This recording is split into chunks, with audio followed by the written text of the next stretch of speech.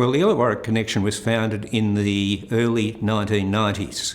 And just to give you a little bit of background as to what was happening then, the 80s saw the worst world economic conditions since the Great Depression. And the late 90s saw Wollongong part of a recession. And so unemployment was very high here. The spirit of the town was down, and we wanted to lift it. And a guy named Jim Pearce, who was the executive director of the Chamber of Manufacturers, came to me with the idea of forming an overarching organisation which could help in regional development. We approached a number of people that we thought were outside the box thinkers and asked them would they come and join us as the board of TIC, and then we would launch that idea of a networking organisation in the city and invite people to come along to networking dinners.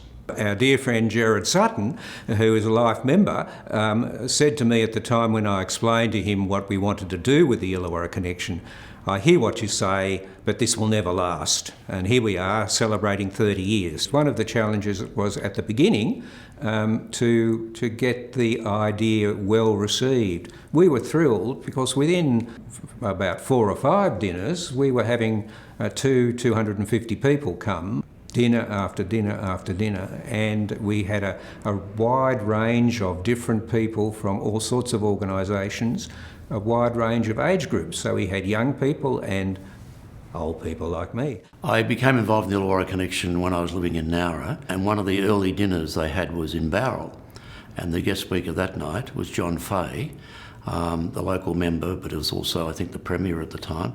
And that was how I first became involved, and because later on, of course, John was one of the few people we've invited back to speak twice. You'll be careful to get invited back to the Illawarra Connection twice, because I think all the people we've invited back to speak twice, unfortunately, are no longer with us, including John.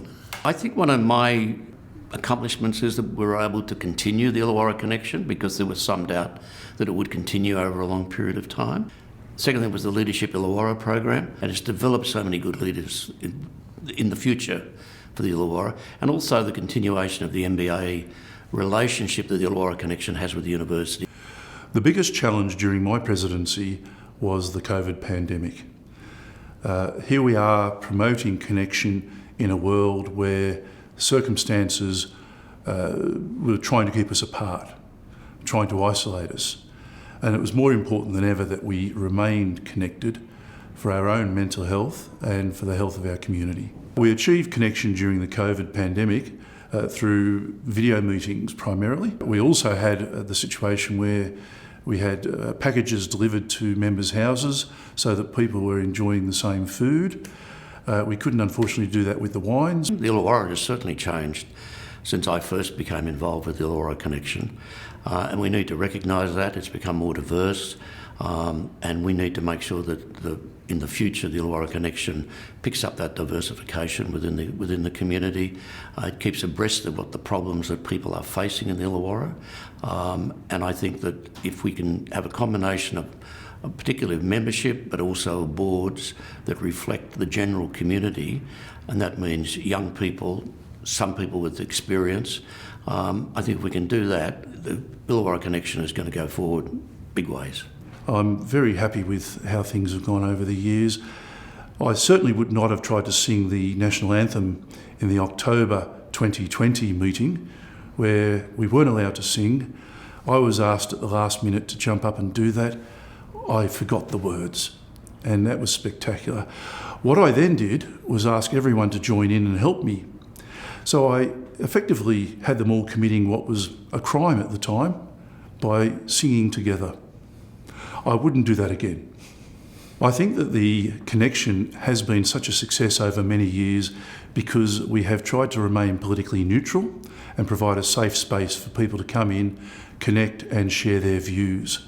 The advice that I would give to future presidents and boards is to stay the course but become more responsive to your membership. We are currently in troubling times, the cost of living crisis, conflicts overseas, and what I would say is a world becoming rapidly divided. So we need the connection more than ever, and we should give people permission to be with each other, to connect with each other, and to discuss things that affect them and their communities. The fact that it is still going after 30 years and there is still, the grand ballroom is still full, dinner after dinner, is wonderful. And so we've found that when people come to Wollongong and settle down here, new people move down here for a business purpose or things of that nature, one of the first things they're told is you should join the Illawarra Connection because you'll get to meet the Wollongong business community if you do that. And it's become Illawarra's peak networking organisation, and that's why it's been successful.